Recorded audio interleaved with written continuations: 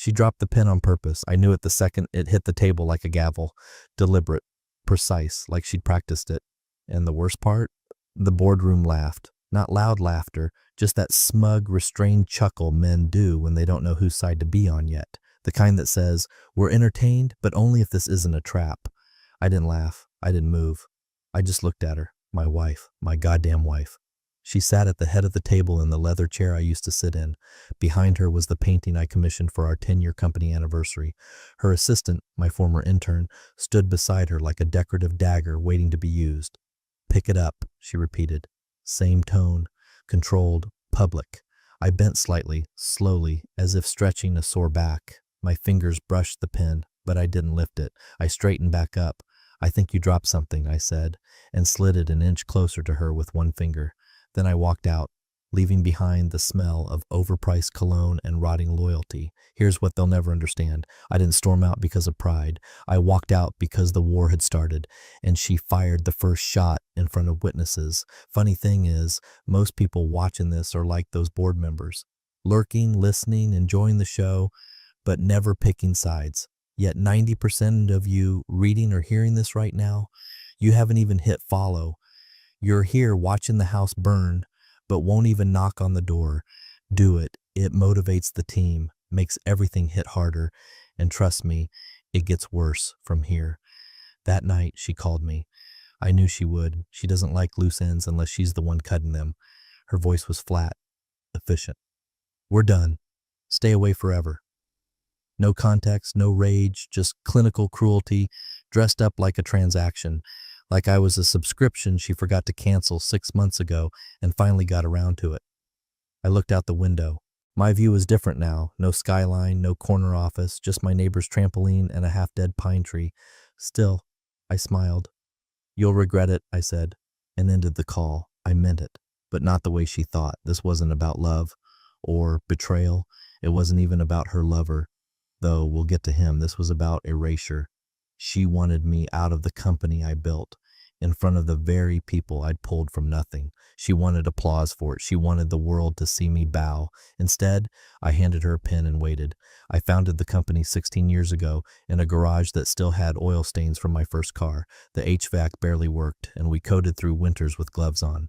The joke back then was that if your fingers could still type, we didn't need a heater. She joined 7 years later. Sharp, magnetic, ruthless. Everyone loved her, especially me. We married on a Sunday in that same garage. I wore jeans, she wore a hoodie, and our CTO officiated between power outages. I thought building something together would make us stronger. I was wrong.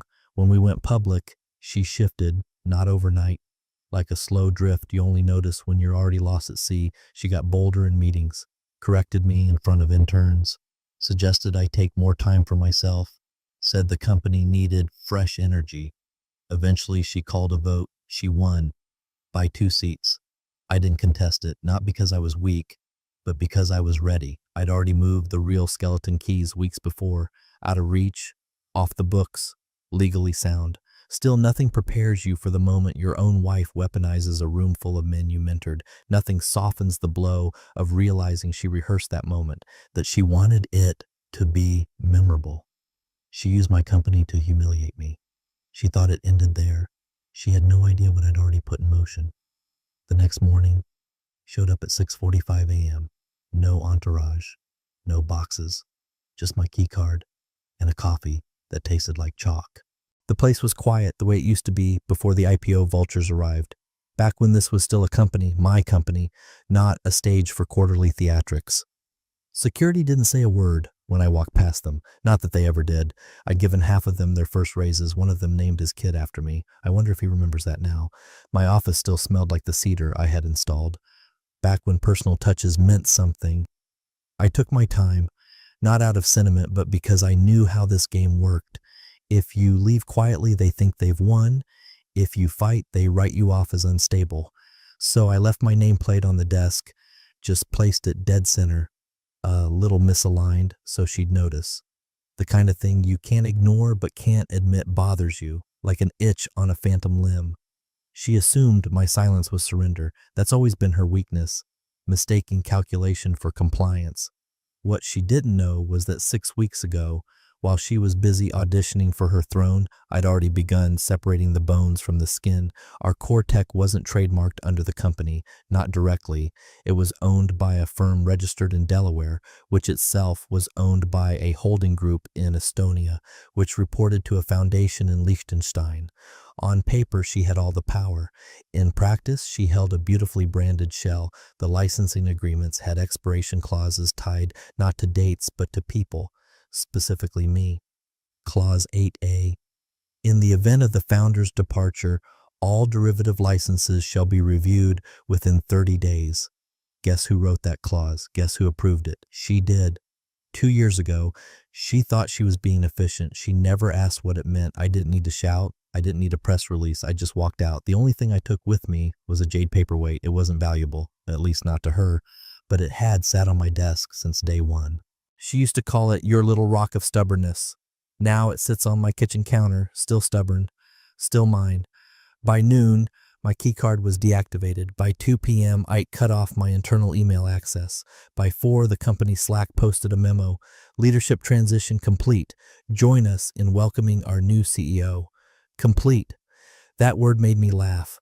The kind of laugh that starts in your chest and doesn't reach your face. They had no idea how incomplete they really were. The silence that followed was surgical. No calls, no angry texts, not from her, not from the board, not from legal. They thought I was sulking, nursing a bruised ego. In reality, I was watching the trap slowly tighten. 2 engineers pinged me on Signal the next day. No pleasantries, just we're out, NDA be damned. And she doesn't know the back-end dependencies. We built them off your protocols. No emotion, just fact. Beautiful, brutal fact. See, the company was a machine, but I was the one who forged the gears. She thought replacing the operator meant replacing the engine, but the engine recognized its builder. Still, the speed at which the board flocked to her after that pin stunt, it surprised me. Like moths to a bug zapper, pretending they weren't getting burned, they praised her vision, called her decisive, said she handled the transition with grace. One even emailed me a thank you for your service message as if I'd died. No, I wasn't dead. I was just repositioning. I spent the next 48 hours doing what I do best. Nothing visible.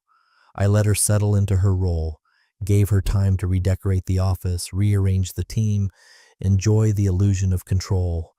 Meanwhile, the real assets, the ones with pulse and loyalty, were already leaning my way.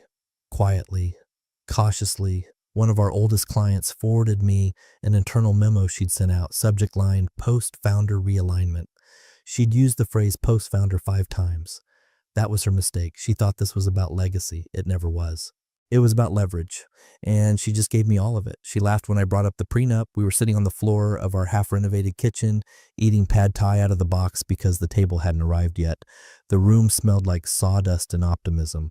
I mentioned it casually, like I was talking about paint samples. She paused, chopsticks midair, then smirked. "You'd leave me?" she said, as if the idea was comically beneath her. That was the moment I realized she'd never feared losing me, not because of trust, because of certainty, because she already assumed that no matter what happened, I'd stay. So I dropped it. I let the moment go and quietly started building a different kind of insurance. At the time, it felt small. Conversations with old college friends who now sat on venture capital boards. Meetings over bourbon with former competitors who respected me more than they disliked me. Silent partnerships. Shared patents. Trusts that didn't bear my name but were fed by my foresight. She thought I was naive. But naivety doesn't write legal code into product architecture. It doesn't buy domain names 5 years before launch under shell registrars. It doesn't pay a former CFO to disappear to Bali with a golden parachute in exchange for a few strategic signatures. She never noticed. She never noticed the shifts in cap table ownership, how certain shares quietly moved into anonymous hands, never questioned why our third-round investors were unusually eager to dilute their stake in exchange for consulting influence. She loved the headlines, the Forbes cover, the glowing panel invitations, and she never wondered why the room full of people clapping for her all happened to owe me a favor. But arrogance has a smell, and it tends to linger. She brought her lover to the Q4 retreat in Sonoma. Not officially, but I wasn't blind. The man was an ex-brand strategist from one of our ad agencies. wore too many bracelets, smelled like fig soap and insecurity. Smiled like he knew a secret but couldn't remember what it was. She kept calling him a creative partner. I kept pretending to believe it. Then one night, I walked by her cabin on the way back from a meeting with a legacy client. They didn't close the balcony door. She laughed, loud, unrestrained, the way she used to when we were still building this thing together. Then I heard it, clear as the bell at investor calls. He still thinks this is his company. That sentence, that exact phrasing, it lodged in my ribs like a splinter. I didn't confront her, didn't burst in, didn't record it. That would have been too easy, too obvious. Instead, I took out my phone, opened my notes, and wrote down 3 things. 10:43 p.m. Suite 14B, North Ridge Villas. He still thinks this is his company. I added a star and moved on. Arrogance is dangerous but predictable, especially when it's comfortable. She thought saying it out loud made it true. That mocking me validated her version of the story. What she didn't understand was how stories are written. Not shouted, not flaunted, built, quietly, line by line, clause by clause, buried beneath NDAs and firewall logs and financial algorithms she never bothered to learn. A month after that retreat, I got a LinkedIn notification. Her creative partner had joined the company as a consulting brand officer. Newly minted role, no oversight, no paper trail. It didn't matter. He wasn't the threat. He was the bait. The next week, I sent a private message to a journalist friend from Wired. Just a tip. Silvatech might be worth watching. New hires, questionable timelines, no names, just enough to stir the pot. Within 72 hours, I got a text from one of our original co-founders. She'd frozen out during her climb. Funny how quick the shadows move when the sun gets greedy. That stuck with me. She thought the light was hers now. She never saw what was moving behind her. The resignation emails hit her inbox at 6:07 a.m., 6:08 a.m., and 6:12 a.m. No pleasantries, no notice, just effective immediately. She didn't even finish her morning green juice before screaming for HR. 3 senior engineers, not junior devs, not expendable code monkeys. These were the architects, the ones who built the spine of the system, the ones who could still debug the API blindfolded because they wrote it drunk in my garage during that hellstorm of a merger 4 years ago. She called them traitors.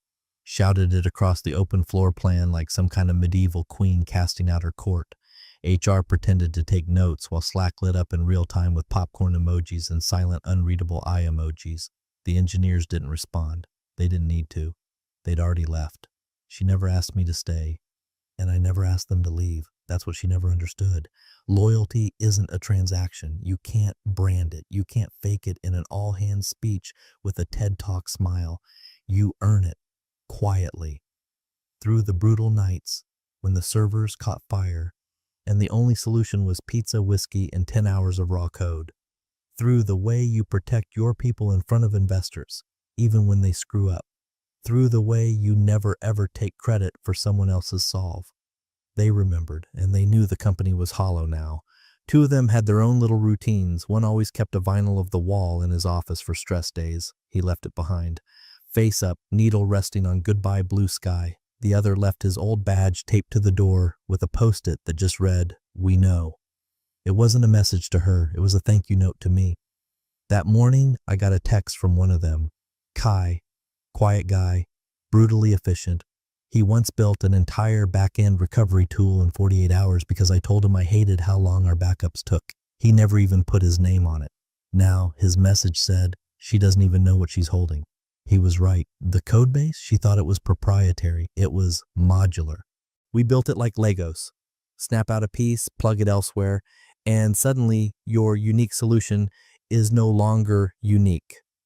The compliance structure, we designed it around people, not roles. Certain workflows required biometric logins tied to founding engineers. You could override them, but not without triggering automated audit flags. And the intellectual property, that was the best part. We had written our patents in layers, obfuscated logic, redundant phrasing, the kind of thing that reads like legal nonsense until you know which comma unlocks the buried clause. And that clause, it rerouted IP credit to a holding firm, not under the company's name. She thought she owned a fortress. She was sitting on a haunted house with all the lights off. By noon, rumors spread, not about me, about her, about how she'd lost the last 3 real tech guys in under a day, about how her new consulting brand officer was asking engineers what Python was, about how she seemed to think AWS was a kind of medical insurance. She hosted an all-hands call to reassure the staff. Big speech, warm smiles, promises of a new era of innovation. She even quoted Churchill, which was bold considering half the dev team were anarchists who only voted in code. What she didn't notice was how many webcams stayed off, how many people were suddenly experiencing technical issues, how many passive faces were actually watching her drown, quietly, respectfully, waiting for the splash. Meanwhile, I was in a hotel suite across the city with a whiteboard and a plan. No revenge fantasy, no dramatics, just lists, bullet points, dependencies, opportunities. The company had always been my body. Now I was rebuilding the nervous system elsewhere. Every time she appeared in public, interviews, webinars, fireside chats, I watched, not out of sentiment, out of strategy. She started dropping phrases I used to say: holistic modularity, backbone abstraction. She didn't know what they meant. She just liked how they sounded. But the people who did know were already slowly exiting, not in a wave, in drips. Designers, developers, operations. They weren't all coming to me. Some were going independent. Some were just done. But they weren't staying with her, not out of protest, out of instinct, like rats leaving a ship that was still above water, but smelled like fire. By Thursday morning, the cracks became visible. 2 of our largest clients, both enterprise-level contracts worth more annually than the marketing department's entire budget, paused all activity. Officially, the phrasing was polite, pending review during your internal restructuring. Internally, it meant we're not buying what you're selling until we're sure your ship isn't already underwater. She called an emergency leadership sync at 9 a.m. She wore beige, calming, like the issue was logistical, not existential. Her new brand officer sat beside her, chiming in with useless PR suggestions and a coffee he didn't pay for. Someone suggested a press briefing. She agreed before legal could stop her. The briefing streamed at noon. She stood in front of the Silvatech banner like a news anchor caught lying about the weather. Silvatech remains committed to transparency, innovation, and strategic realignment, she said, hands folded like a school principal addressing parents after a cafeteria fire. But inside, she was drowning. I know because I got a call, technically a misdial, at 3:12 p.m., just a second of it before someone hung up. But in that second, I heard her voice in the background. Tense. Clipped. Find out why finance flagged the renewal queue. I thought this was handled. I want names. She thought she was chasing incompetence. What she was really chasing was time. Because the system she mocked me for, back when I was still sketching prototypes on napkins and buying domain names at 3 a.m., was about to take her down. 5 years ago, I built a middleware integration tool. Nothing flashy, nothing headline-worthy, but it solved a problem none of our competitors could. It translated between archaic legacy systems and modern cloud APIs without creating security bottlenecks. We called it Spinal as a joke. It was the backbone of our backend, quiet, vital, invisible. She hated it, said it was old man engineering, said we needed sleeker, sexier pipelines. So I licensed it to the company, quietly, separately, through a firm registered to a long-dead LLC out of Vermont. The contract was tight, renewal terms buried under performance metrics, auto-expiring unless triggered by specific board-level actions. Nobody triggered them because I left. And the moment I left, the timer started ticking. By the time she realized what Spinal actually did, it had already expired, literally. Midnight Wednesday. The licenses lapsed. All internal tools connected to Spinal began timing out, failing dependencies, or defaulting to fail-safe protocols that no one remembered how to override. The CTO, my replacement, sent a mass email. All dev environments are to be considered unstable until further notice. Please refrain from pushing updates. Translation: we're blind. Don't touch anything or it might die. I watched it all unfold from a cafe across town. Laptop open. Earbuds in, reading logs like a ghost who still knew the passwords. Finance started asking questions. Why were cloud costs spiking? Why were batch jobs hanging? Why did 6 servers revert to legacy backup configs from 2019? And why exactly was our integration software no longer recognized by our license ledger? She tried to recover, tried to find workarounds, temporary fixes. Someone on her team suggested rebuilding the spinal protocols from scratch. Estimated timeline, 4 months. Minimum. Client deadlines, 3 weeks. Meanwhile, compliance started panicking because without spinal, data packets were routing through deprecated nodes that hadn't been security audited since the Obama administration. One of those clients was a federal contractor. You do the math. She held another internal call Friday morning. No cameras this time, just voice. She sounded tired, voice sharp, edges fraying. "We are not going to panic," she said. "We are going to isolate the breach, resolve licensing, and restore functionality. No press, no admissions." But the breach wasn't a hack, it was a hole. A gaping, legally defined absence she never saw coming. Because when she voted me out, she didn't just push out a founder, she severed the artery. The best part, Clause 4C in the original spinal licensing agreement.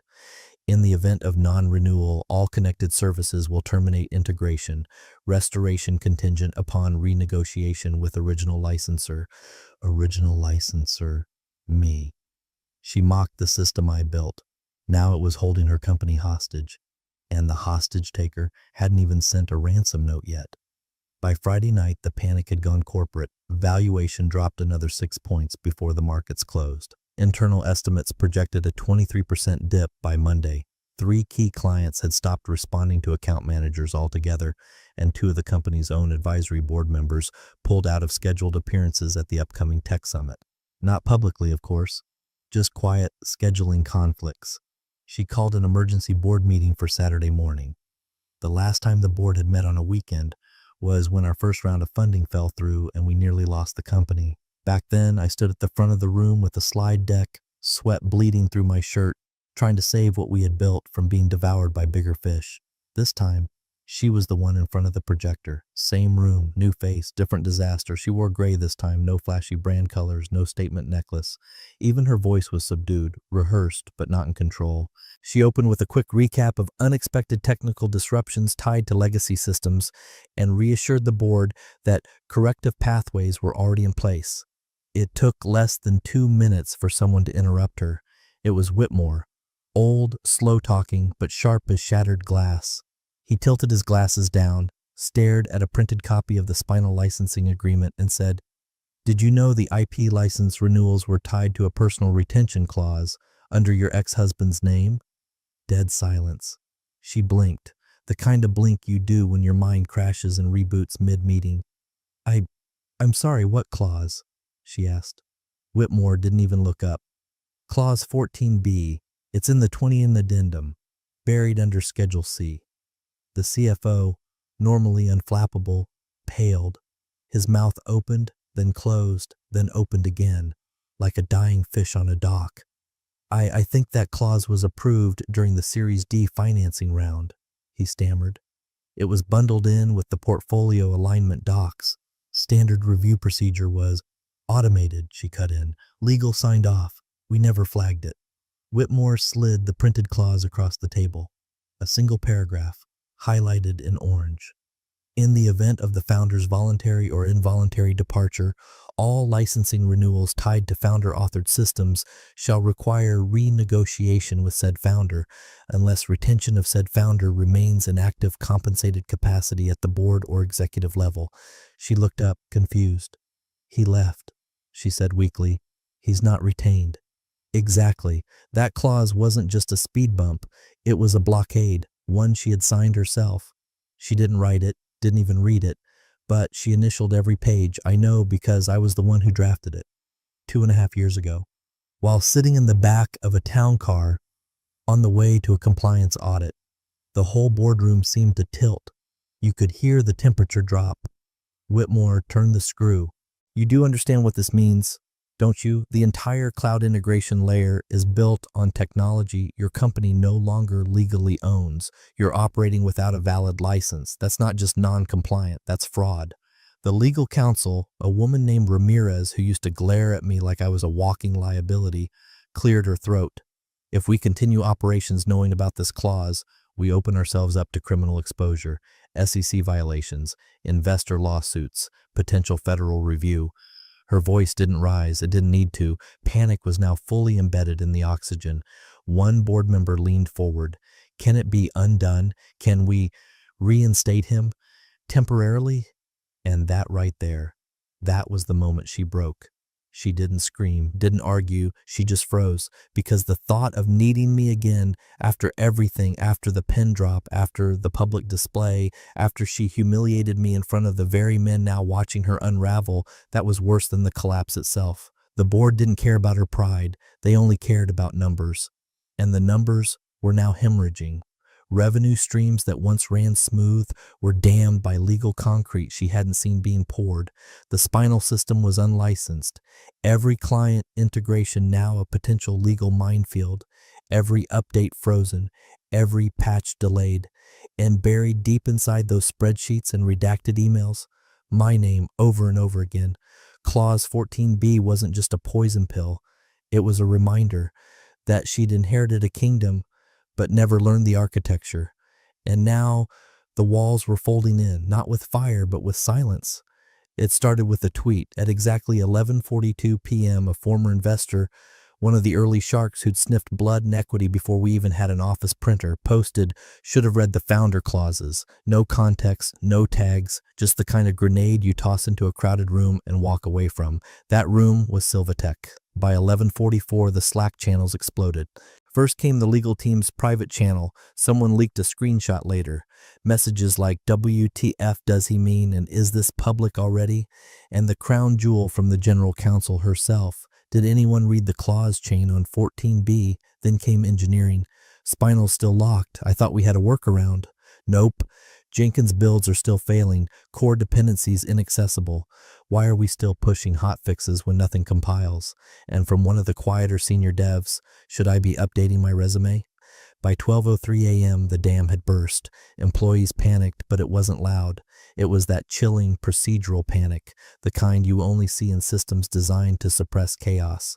Quiet mass exits from project boards, calendar events disappearing. A wave of, Slack statuses went up like digital white flags. The board tried to triage, but the bleeding wasn't internal anymore. Investors were on it. One firm pulled out of their second round expansion commitment. Another issued a formal inquiry into misrepresented compliance in Q2. Two VC partners who had championed her in press interviews, silent. One deleted a LinkedIn post praising her leadership. Quiet revisionist history, digital betrayal. And through all of it, my phone didn't stop. 538 missed calls by morning, 84 voicemails, 112 unread texts, most of them from numbers I hadn't saved, some from board members, a few from her. She tried to call 3 times, once at 12:22 a.m., again at 1:17 a.m., and then the last time at 3:11 a.m. That one left a voicemail. I didn't listen. I didn't need to.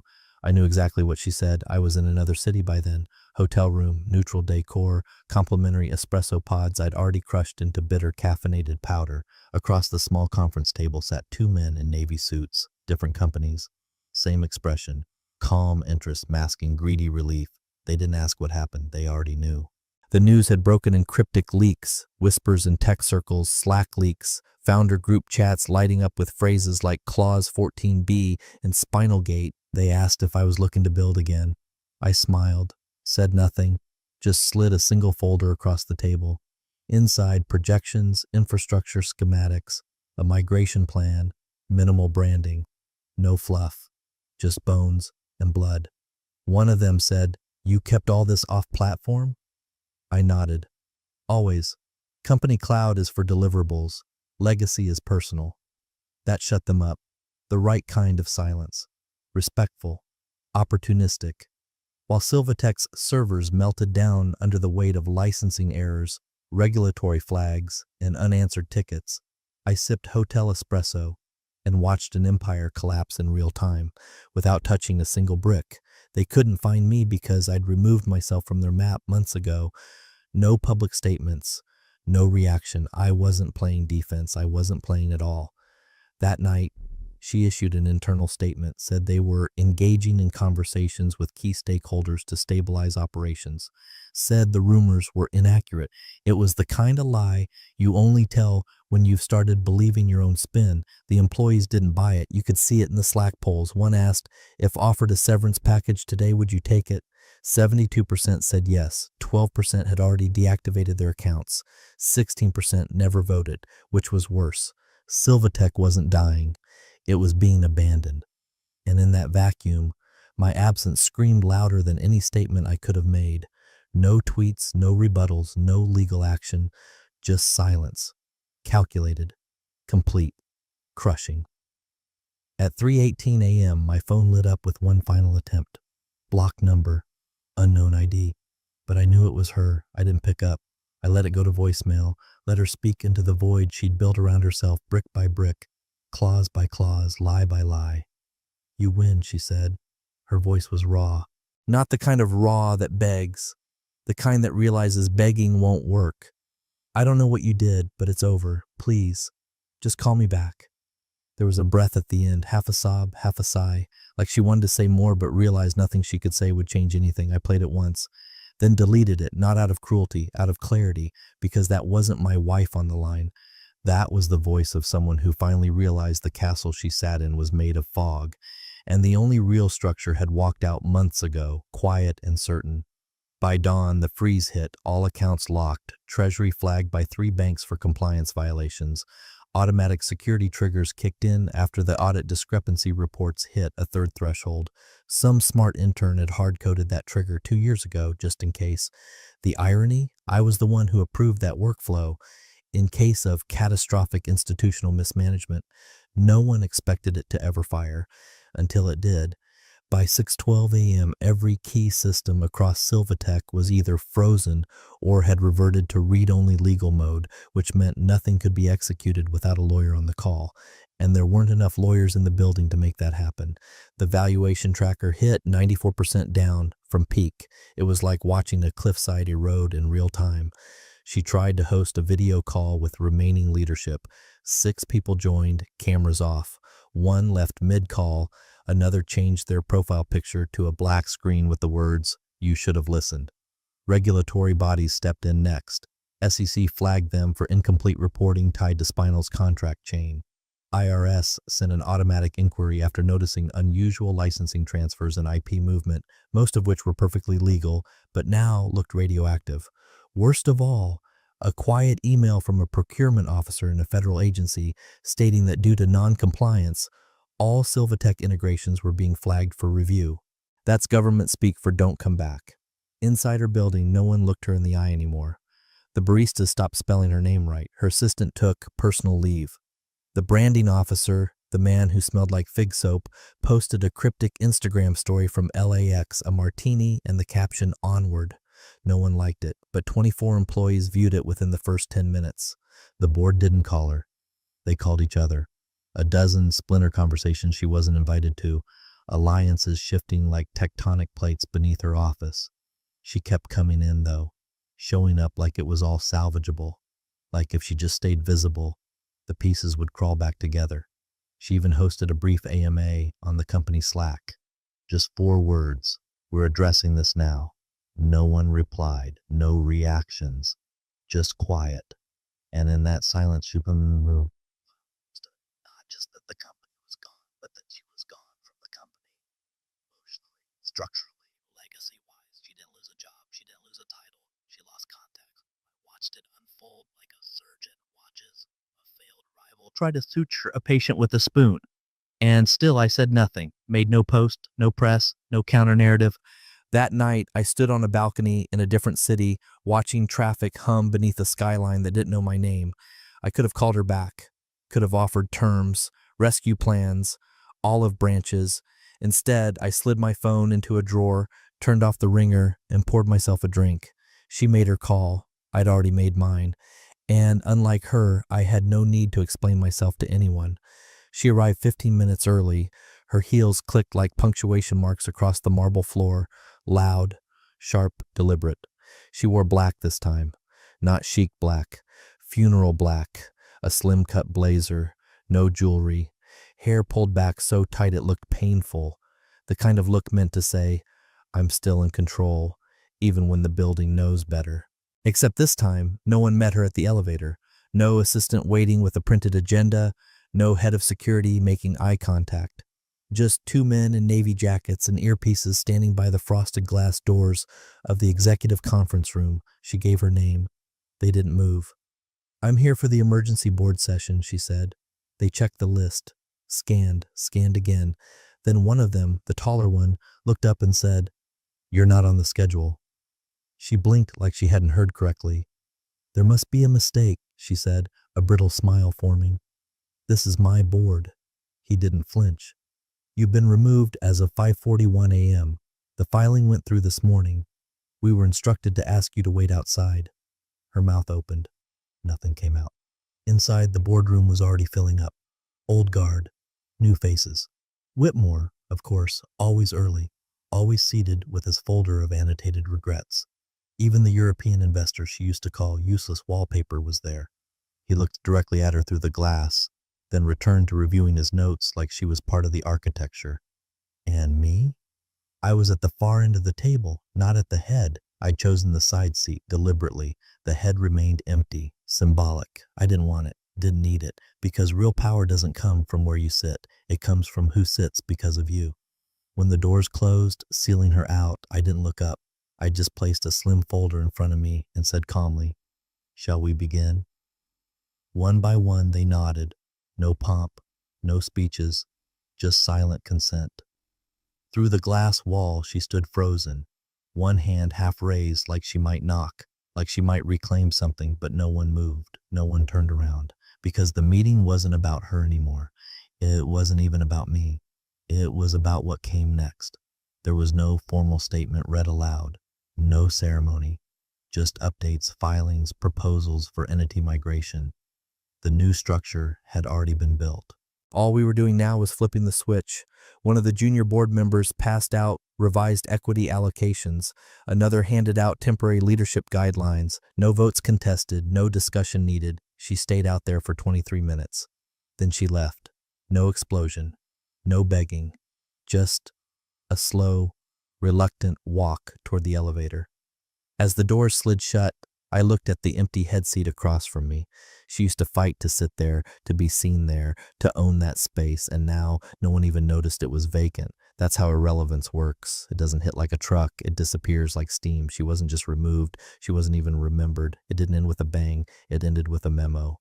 Effective immediately, Silvatech Inc. will enter voluntary dissolution in accordance with Article 7, Section 13 of the organizational charter. The PDF was 4 pages long.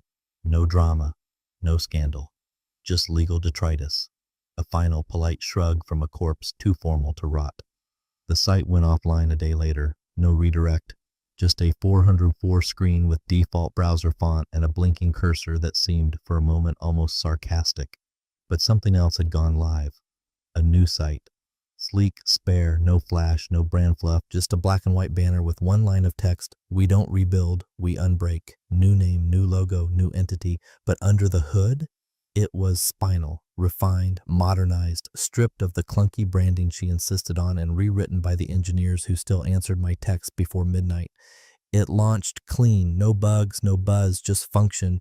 The founder listed me. The funding, 2 of our former enterprise clients quietly backing the rebuild under discreet shells. Neither announced their withdrawal from Silvatech. They didn't need to.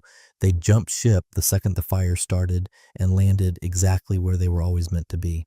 On the press release, one quote, my only public comment: "Sometimes you build things strong enough to outlast the hands that fumble them."